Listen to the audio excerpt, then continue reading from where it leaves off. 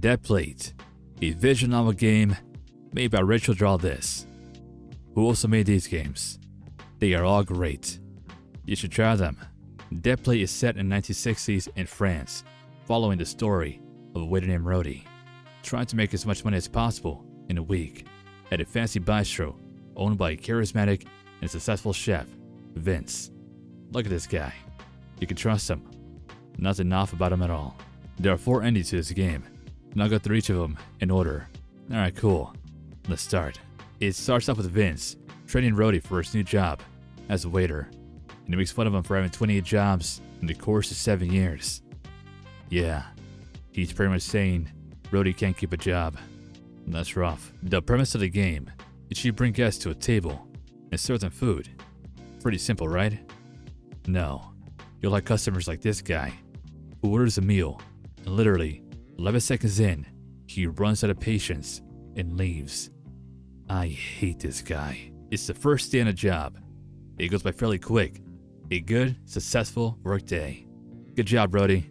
I'm proud of you. A good start to the week. The second day should go well too. Not quite. It's raining, and Rody's running late, so he figured if he went biking fast enough through the rain, it would dry him. But no, he just got even more soaked. But thanks to having a great boss like Vince, he drives you off. You see, I told you. You can trust him.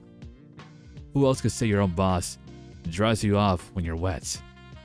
I mean, it would be kind of weird. Huh. Okay. Moving on. Day 2. Rody has another great day at work. Nothing much happened. Happy customers and a happy boss. Day 3. Rody clocks into work and takes out the trash. But it rips open and ends up cutting his finger. Then Rody offers to clean up the mess, but Vince slaps him in the face, then bandages his wounded finger. What a nice guy. Rody gets back to work, and the Brown for Pokemon makes a special appearance. A good shift overall, besides getting slapped by our own boss and cutting our finger. And it could have been worse. Throughout the game, Rody starts having these weird dreams. The first one he gets is him getting sliced up. Damn. Day 4. Rody goes into the kitchen and witnesses a very intense moment between Vince and his cook. Vince tells the cook the dish they made was disgusting. They should be ashamed for ever making it. The cook stated they were afraid of getting burned. So, as the good boss Vince is, who wants to help you get over your fears, he puts the cook's face right over the stove. What a heated moment. Get it? Heated. Stove? Okay, I'm sorry. Oh yeah, you can also feed this rat cheese. That's cute. Rody goes outside to talk to Vince and asks for a raise, who immediately gets shut down. But Rody opens up to Vince, telling him he needs money for his girlfriend named Manon to get her something special. But Vince still shuts down the offer. Sorry, Rody. The day ends, and Rody has another bad dream. This time, he's trapped inside a sealed packaged meat container thing. That's kinda odd. Rody, are you okay? Day 5. Rody talks to Vince and asks him what his favorite food is. And Vince says, lemons. Just straight up raw lemons. Give me those lemons, Rody. I want the lemons. After Rody's shift ends, he decided to snoop around Vince's office and looks inside his trash can. He finds a photo and love letters that are signed with an M. Rody has a girlfriend named Manon, and Vince has a love letter signed with an M. Something suspicious is going on here. Rody has another dream. This time, he's inside an oven. Yeah, bro is cooked. Literally. Day 6. Rody comes home from work to a phone call who he thought it was Manon, but it was Vince who invited him to his dinner party. And that sounds like a good time. Vince tells Rody he's there for work. That does not sound like a good time. Rody talks to the guests, offering to plan our food. One of the guests recognizes Rody from the school they went together. And like any school reunion, we lie about what we actually do. So I chose that we owned our own restaurants. We don't. After serving the guests, Rody talks to Vince and asks how he knows about Manon, hence the photo and love letters from earlier. But Vince is confused on what Rhodey's talking about and says the Manon he knows dumped a pathetic red-haired loser a week ago. That couldn't be the same Manon. Yikes. Sorry, Rhodey. Rhodey then snoopes around Vince's bedroom and finds a freezer key in the drawer. Then Vince pops in and asks what Rhodey is doing. Yeah, we were just looking for the bathroom. That totally worked. Rhodey has another dream. This time, he's on a plate that gets stabbed by a fork right through his stomach and looks up. Oh my goodness, it's a giant Vince. Vince, what are you doing? Vince, please stop. Now, on to the final day, day 7. Just like the shifts before, it went by fairly quickly and easy. After the shift ends, Rhodey tells Vince he quits.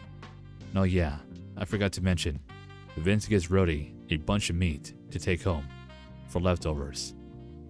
Yeah, remember that for later. After Rhodey makes enough money, he calls Manon, inviting her to dinner, but the call wouldn't be connected.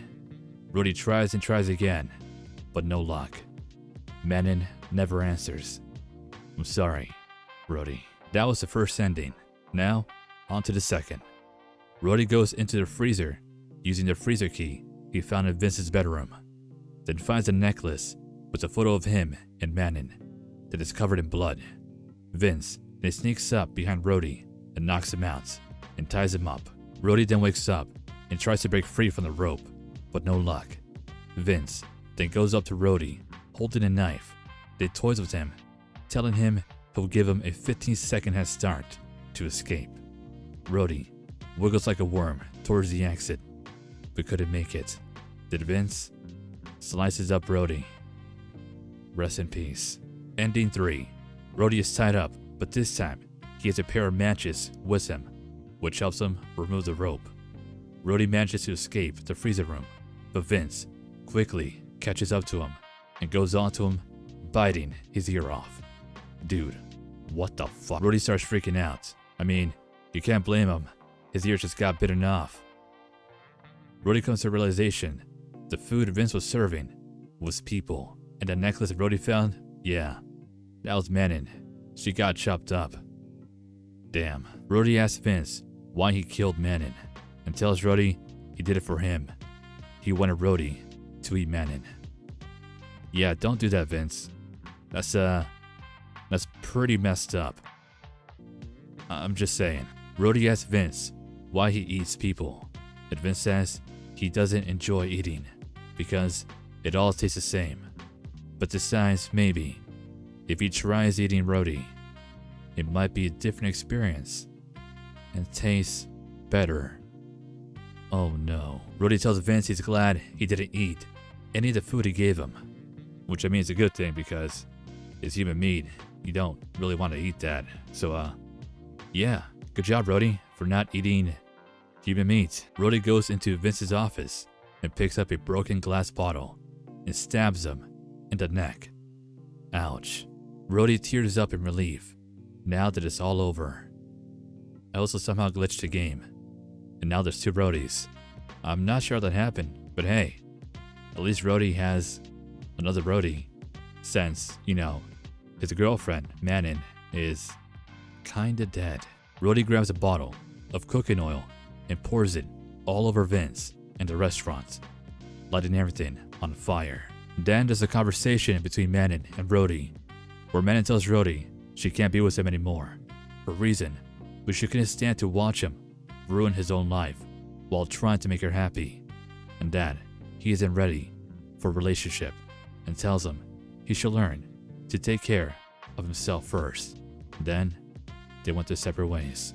Ending 4. When Rhodey tries to escape, Vince catches up to him and stabs him in the neck, then drags him outside, ending Rhodey's life. Rest in peace, Rhodey. And now, for ending 5, the secret ending, where Rhodey and Vince live happily ever after. And that was that plate. Thank you for watching, and I'll see you on the next one.